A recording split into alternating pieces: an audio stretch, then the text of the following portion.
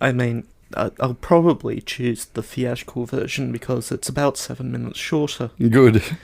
In a film that's already almost 2 hours and... almost 2.5 hours. Yes. It's, I mean, that was another reason why I was wondering, good grief, there's a director's cut version as well. Well... Huh. Oh, helicopter spotters. Yeah.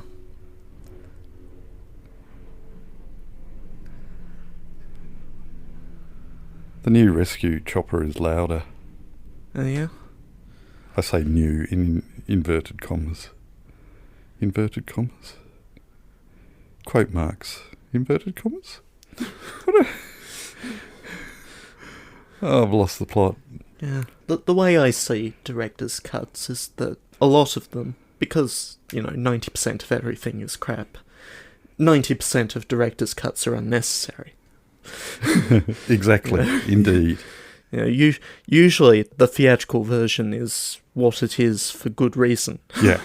Although, and that has always been my stance as well, that 99% of the time a director's cut is not necessarily going to be better than the theatrical cut. However, the Lord of the Rings trilogy, I will always watch the extended director's cuts of those. I see that the Blu-ray version of the collector's set has made its way into the family collection, and I also note that despite being on Blu-ray, the extended editions are still split over 2 discs each. Indeed. I was a bit surprised by that. Yes, that was part of my Christmas present. All right. Shall we get started? We shall. I hope that's been enough to establish levels. Oh, I wasn't looking. In 3, 2, 1. Colin had a problem and a microphone to spare. Thomas took it up and so the podcast went to air. For weeks and months they trolled through every single DVD. They've unwrapped all the ones they can and now they're cellulose free. Now they're cellulose free. Hello dear listener and welcome to Cellulose Free. My name is Colin and with me as always is my fellow film watcher, compadre and son, Thomas. Hi, hello. What have you been up to? Well, I said that I was going to try not to do much over the past week, and I forgot that this past weekend was Martin Luther King Jr. Day weekend, and as such the MIT Mystery Hunt was on, and so the small team of internet friends that I do such things with, some of them went to Boston, some of them stayed at home, like me, a person who lives in Australia and doesn't have a passport, and even if he did have a passport, wouldn't have the money or the inclination to go to the US at this time. Have you said enough on the socials to bar yourself from entering the US? Be squirreled away by the USS. And it was a good time. We solved more puzzles than last year, especially if you consider the technically not puzzles that formed part of this year's hunt. But we didn't make the mid-hunt runaround that has been a feature of the last few years because they moved it deeper into the hunt. Oh. And so... that'll happen. So that also means you didn't grab an ice cream on the corner of X Street and Y Street then? No. What is the point of even going to the Massachusetts Institute of Technology if you're not going to get an ice cream? The famous Mitt ice cream. And that was disappointing. That sort of had been our team's goal for the last couple of years. But, we still did solve more puzzles than last year, so that's good. Congratulations go to Team Providence, who, after coming second the last 2 years, won this year's hunt, and are now, by tradition, responsible for next year's hunt. So the previous 2 years, the teams that won the previous 2 years, yes. Are they still alive? As far as I'm aware, they're still out there doing things. They just, take a year off from participating in the actual hunting. Ah, of course, right, yes. In order to Gotcha, 'cause run. they run the... Yeah. Ah. So what happens if, by some sheer fluke, your team actually we're won? not eligible to Oh, win. okay. None of us are MIT students. Ah, gotcha. Right. You have to have at least one current MIT student who, for the winning teams, is usually somewhat tokenistic. So you're not going to pull America's Cup and No. have it suddenly have to be run in Australia then, or No. New Zealand, or... No. I don't know where it gets run these days. If I was on a team that had an MIT student and then did win, it wouldn't be an issue that I live in Australia. Most of the puzzles you can build anywhere. Yep. I mean, some of them will have a specific MIT bent, but anyway, that was my weekend, and I have slept poorly during and since then. Which Thomas, I have huge amounts of sympathy for you. Yeah. As I think back at the number of sleepless nights that you've caused me. Sorry. Yeah. Because, as it turns out, when you are trying to coordinate with a team in America, you're already quite bad for any time zone sleep schedule. Yeah. Doesn't help. No. And so nights went long and days started later. And that was the whole thing. Yep. Anyway, hopefully I can scrounge something together before tomorrow. Sorry, why do you have to scrounge something for... Some sort of reasonable sleep schedule before tomorrow, because... Oh, you're going out into the wide world. We're all going out in the wide world tomorrow, aren't we? Yes, that'll be an adventure. Yeah. So yeah, that was me. Mm-hmm. How about you? How about me? Oh, same old, same old. Yeah. Apart from not the same as what you did, because I had nothing to do with that. No.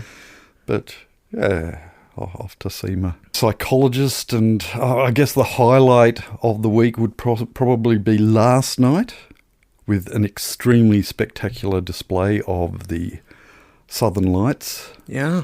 Which far superior than the Northern Lights. So it's well, apparently they've been having events too. They have indeed.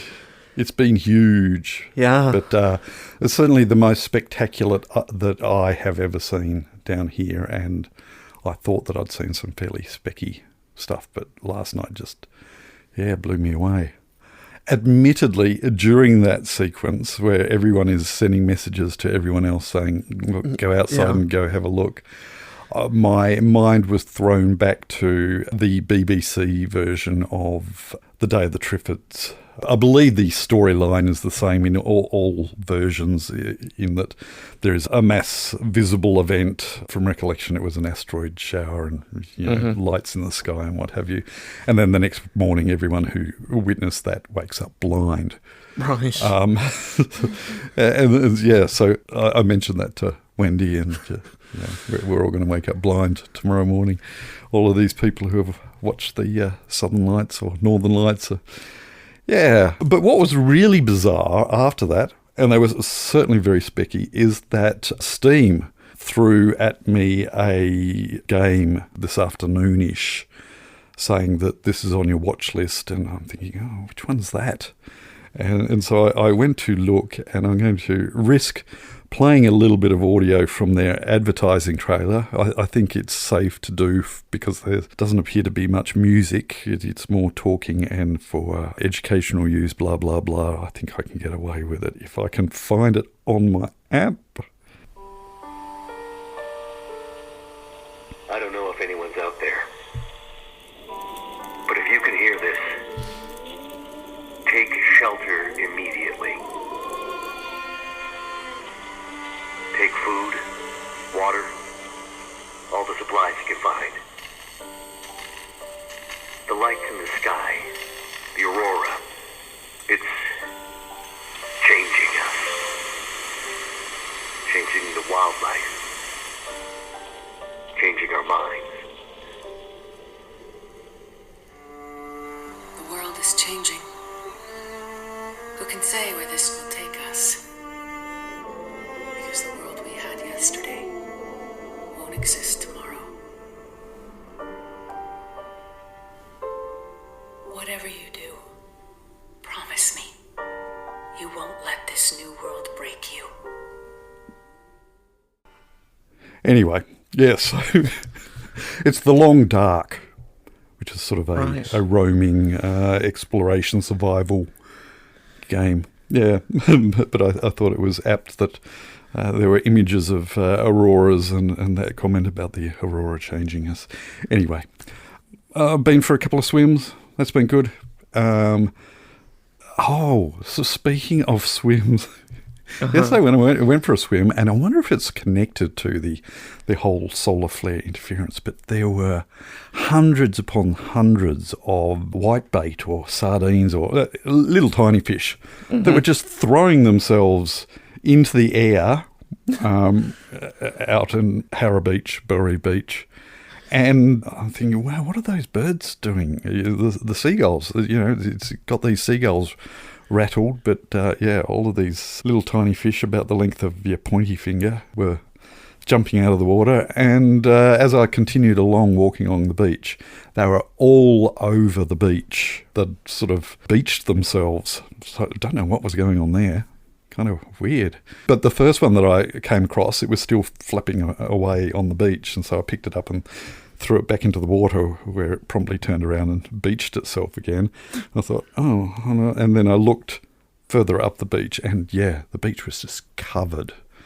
So it was very much a case of continuing to walk until I found a spot where there weren't hundreds of fish sort of beached, and went from a swim.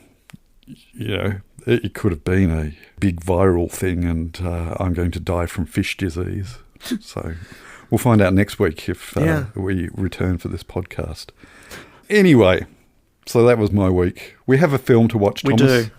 Yeah, we have a film to watch. And I'm waving my white flag. Wow, really?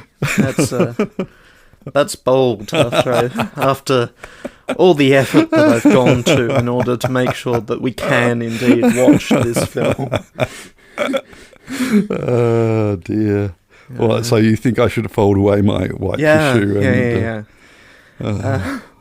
We have. I will go down with this ship. We have once again a film with many titles that it can't seem to decide on which it wants to go by. More broadly, it is known as F9. On the disc case in front of me, it says Fast and Furious 9, The Fast Saga. Truly a wide range of titling decisions. As foreshadowed last week, I produced this week's podcast artwork already, basically right after I finished last week's artwork. Yeah. And of course it says F9, because the film is F9. Mm-hmm. Which is why the file name for this week is called Artichoke. Right. Yeah. Just to throw you off completely. Yeah. Things were busy, and I haven't written previously on for this week, which... Oh, well. We'll just have to be thrown into the deep end. As far as those recaps are concerned, by this stage, I glaze over anyway. Yeah. Because you keep mentioning names that I'm sure mean a lot to all of our dear listeners, but I'm just have no idea. And so, a couple weeks back, I went for a walk, and I picked up a copy of F9 that I had on hold at the library. Yep. Which I would describe as having cosmetic damage to the readable side, possibly a little worrying in one patch. Yeah. Scratches get a little worrying if they actually go in a circular motion around the spin of the disc, as opposed to from centre outwards. And there are some of those. The result of me getting the disc is that I have a disc case that I can read off the back of. Wow. Yeah. Yeah. Are you going to do that? I am, yeah. All right, then. Would you please tell our dear listener what ostensibly F9 is all about? Dom Toretto thought he'd left his outlaw life in the rearview mirror, but not even he can outrun the past. When his forsaken brother Jacob, who we've not met, but is played by John Cena, because, of course, Of course. we've got to have all sorts of professional wrestling pedigree all up and down the extended Fast and Furious cast, unexpectedly resurfaces as an elite assassin. The crew comes back together to help Dom settle an old score and stop a familiar foe's diabolical plot from destroying their family. He can't escape his past catching up with him. More a case of he can't escape the dollar signs that the studio has offered him for doing yet another one of these things. It's like the Ocean's films if they weren't technically about just getting the band back together, because that's all the Ocean's films were. It was just people like being together, and so they made more of. But that being said, there's a certain amount of charisma that the team that they get back together in the Ocean's films has in plentiful supply when you compare it to the charisma of... Anyway. Oh, yeah. No, this franchise, Fast and Furious, is all about the money. Yeah. We're going to put... Oh, Thomas, would you open the case? Yeah. I can confirm it does still have the disc in it. Yeah. And it isn't Play School. No. It's in there. No. It is definitely the right disc. Has a lovely State Library of Tasmania, please handle with care label on it. Yeah. Which will self-implode whilst in the player and scatter bits of sticker inside the Blu-ray player, which are going to get harder and harder to actually get. So, and which I will return to the library as it came. Just handle it with care. Yeah. Thomas is going to put in the player. We are going to watch it with company, I believe. I think we've got a couple of takers to watch this film, and we'll come back and we'll talk about it. So we shall catch you on the flip side. Turn to side B, where you will find the cosmetic damage that I talked about earlier. Unless you consider that the playing side is side A, in which case it may play better on side B. Yes. You mongrel.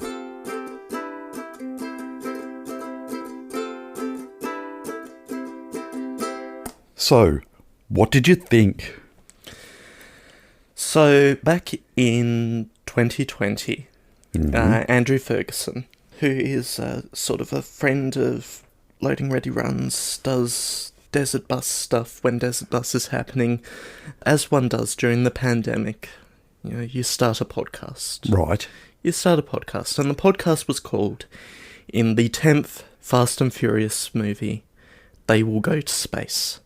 And this is the 10th film in the Fast and Furious franchise. And that podcast started about a year before this film came out. I thought this was 2017.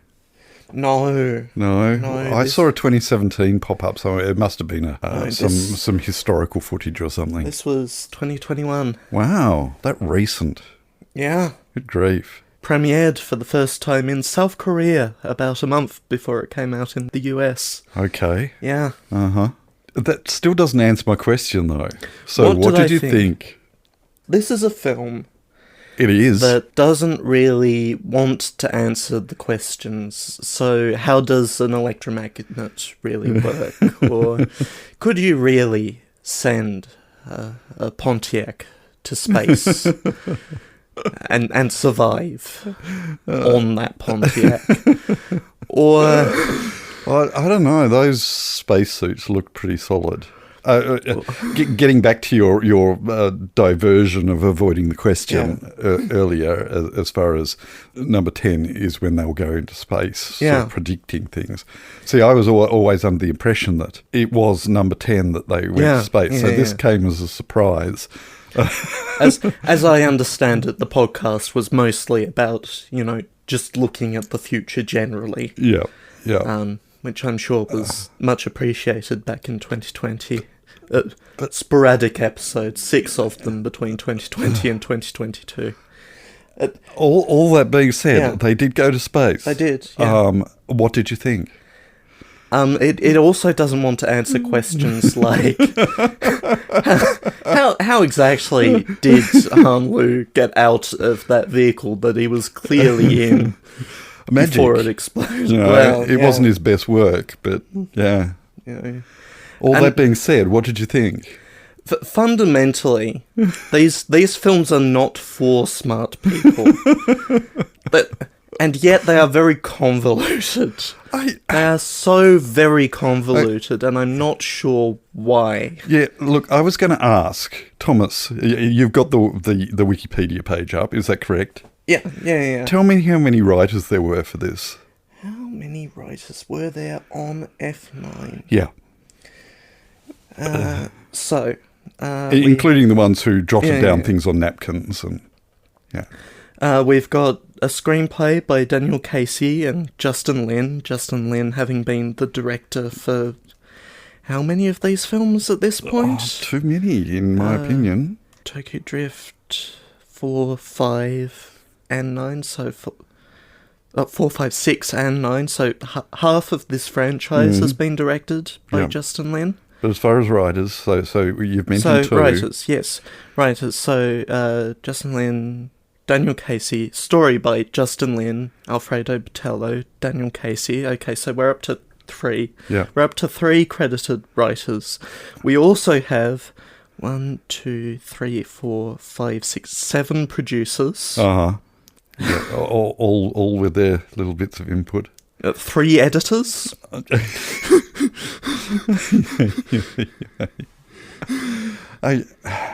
Did you Yeah. ever play theatre sports? No. Right. No, not... Okay. No. Okay, well, going back a few iterations then, did you ever play the game where you'd concertina a piece of paper and one person would Oh, an draw the exquisite head corpse. Yes, I'm aware of and the then concept. you'd flip yes. it over? Okay, well, theatre sports has the same sort of concept, only theatrical. They're given a starting point and then the theatre team starts performing with that starting point, and then the compere says change, and they instantly need to change direction, and then they change direction again, and change direction again, and then revert back and back until it finishes the first story. Much the same as the, what was it called, an exquisite corpse, did you say? Oh, yes. I didn't know that. Well, and you've also got stories like that where somebody writes a paragraph and then the next person gets to see the last line of that paragraph and continues the story, and then everyone laughs ensue at the end when the whole thing is read. Yeah. That's what this felt like. Yeah? And it was, mid-scene, the whole story would change. And, okay, I'm going to suddenly have this deep expose and people bonding together in the middle of something, and then back to it, and then have this happen, and let's go to space. Okay, we'll have that happen. It was just bizarre in very much. We should know better that this is the kind of thing we should be expecting. And there was a point probably about halfway through where I thought, okay, following on from that theme, you got comic books, poorly written comic books that have a different writer for each segment of it, and this is what this was. It was a really poorly written comic book where you'd suddenly have these knee-jerk changes of things that and as if each writer has to one-up the other person until basically at the end, right, I'm going to space. You can't go to space. That is completely ridiculous. Oh, you can go to space. This is sending a satellite up because of the MacGuffin, and so you've got to knock down the satellite. And some writer very early on thought, okay, so this was officially sort of 10 in the saga, where everyone is still alive apart from... Is everyone still alive? Well, everyone who has died is back alive. Oh, almost. Almost. We'll get there. Yeah. Well, I do not doubt it. But they get some of the characters to have a conversation about the fact that we're indestructible. We should be all dead, and we're not. And this keeps happening. Nah. It's the fine. sort of thing that's kind of bizarre to leave in a movie. Like, sometimes you can lampshade things. Yeah. Just a little. Yeah. But that whole scene just... Yeah. It was...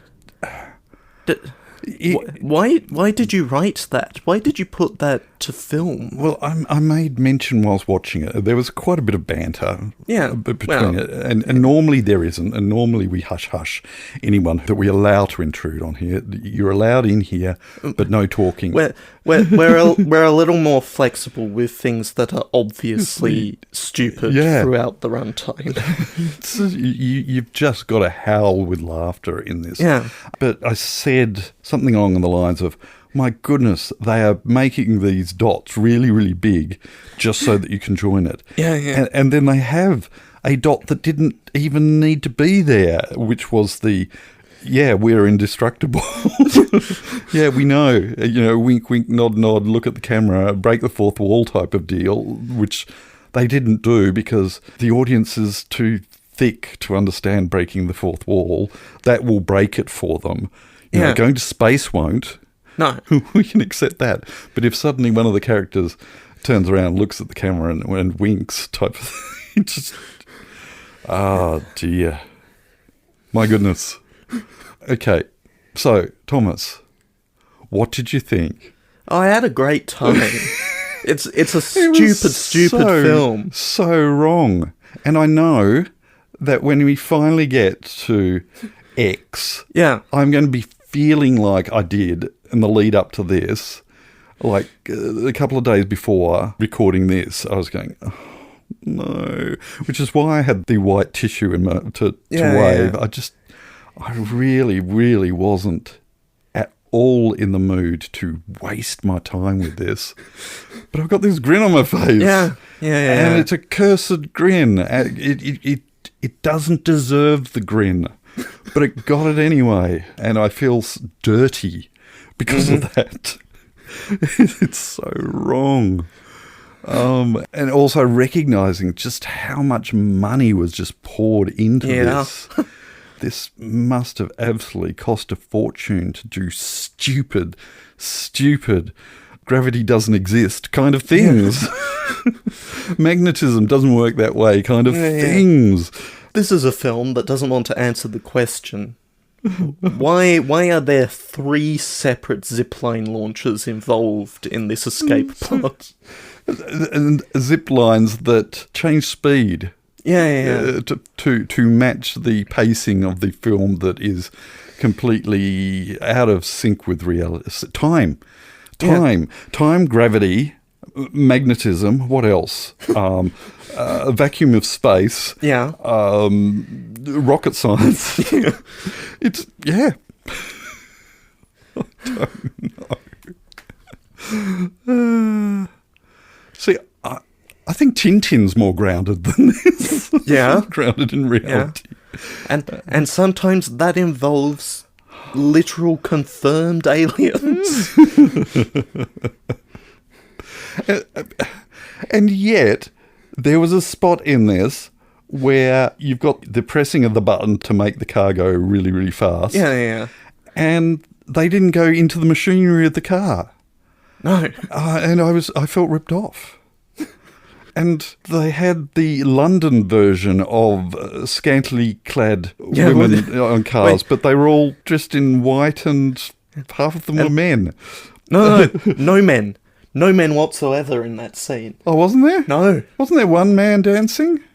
No. Oh, okay. No, just all was women. That a woman dressed as a man? Or something. I don't know.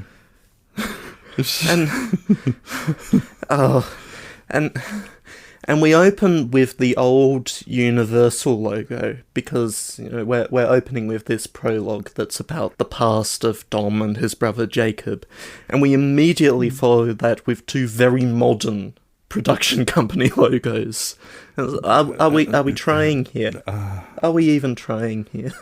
But was original... I did not see the original film logo in there. Original Film is definitely one of the production companies on this. Right. Because Neil H. Moritz just can't quit, obviously. No. But I did see the logo for One Race Films, Yeah. which is Vin Diesel's vehicle. His vehicle. Yeah. Yeah, good.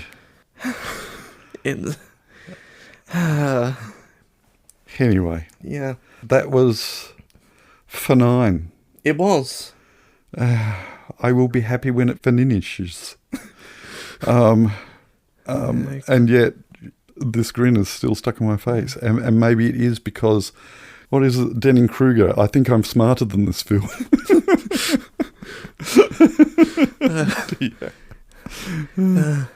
Well, is it Denning-Kruger? Dunning-Kruger Dunning-Kruger. is the idea Yeah. that everybody thinks that they're smarter than they actually are. Yeah. And so do things that they shouldn't do That's right, because they because don't they know- actually know how to do them. No. Like going into space. Well, yeah. Thomas. From the back of a plane. Very enterprising. All right. Do you have anything Well, else you want to share about this film? come back in a month and we will technically not finish this thing. Technically not. Yeah. Yeah. Because afterwards we will have to wait at least a year. At least a year, right. At least a year, if not more. Is there any word at all? It's still just looking like 2027. Okay, Just, yeah. right. Our dear listener is sitting out there, just checking the interwebs and going, ooh. Budget. Yes, budget. This film cost $200 to $225 million to make. And it made about triple that at the box office. Oh, it's slipping, Thomas. It's really slipping. It's almost not worth advertising it. So come back in a month for a film that's almost twice the price but made the same amount of money. Oh, so it's slipping even more. Yeah. Twice the price of that. Yeah. So are we talking 400,000 to make? Almost $400 million. I mean, 400 million. Yeah. That's crazy. Yeah. I wonder how much went into charisma. Okay, anyway. Do you? No. Oh, sorry. Yeah. Oh, I just shouted into the microphone. I do have to, however, speaking of charisma, there is one bright light charisma-wise, and that's Helen Mirren. Yeah. Yeah. It just changes into a totally different film when Helen Mirren picks up her paycheck. Well, it's a very different world that character is living in. It was just...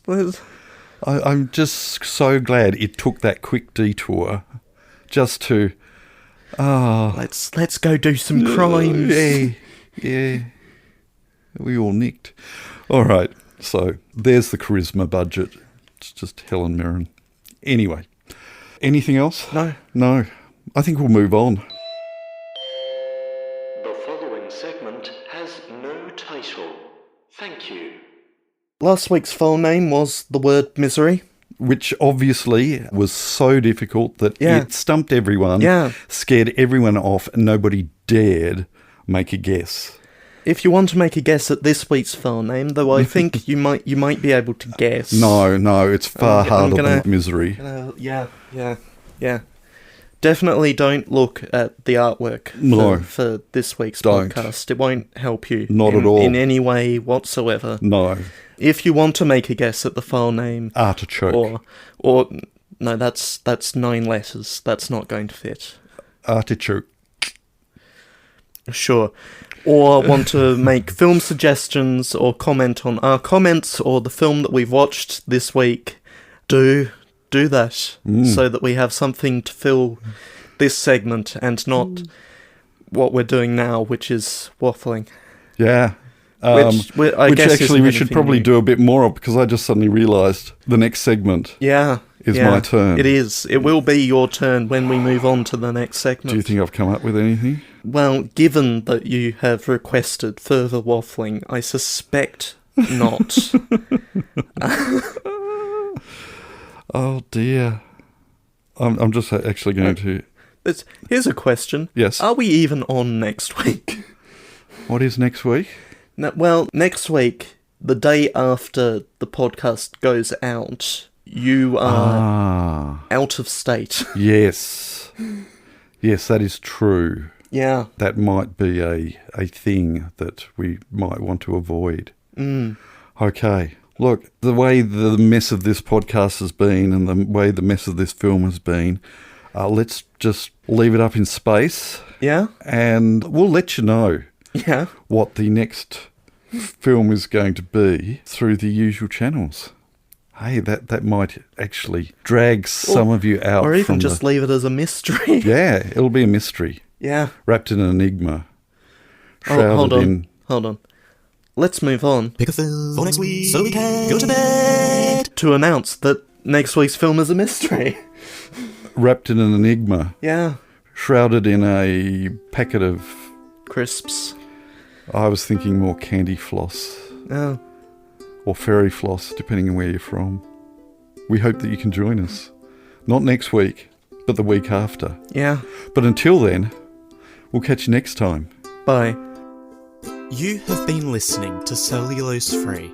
Your hosts were Colin, who produces and edits the show, and Thomas, who makes the artwork and music. Cellulose Free is recorded in the Deranged Cat Studios in scenic Tasmania, Australia. We keep track of our extensive physical media collection through My Movies, which we highly recommend. You can find links to that, as well as other places you can find us in the show notes. Cellulose Free is a Hi Hello production.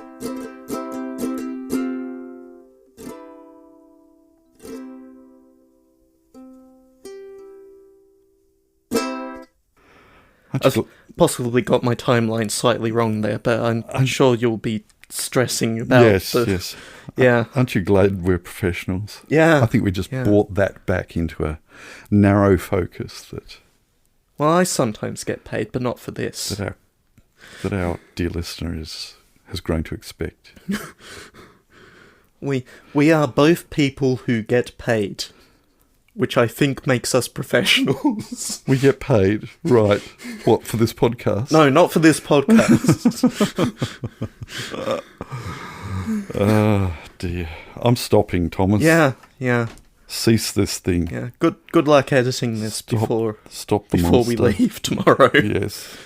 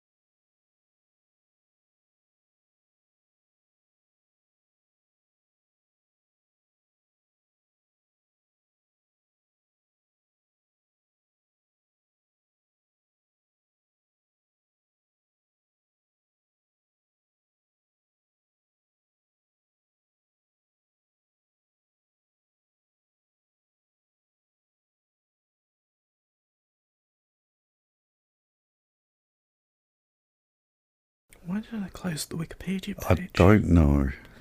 That's not helpful. Not at all. No.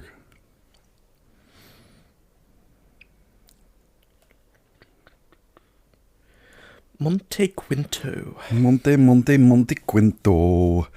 Okay, say it with me. Monte Quinto. Monte Quinto.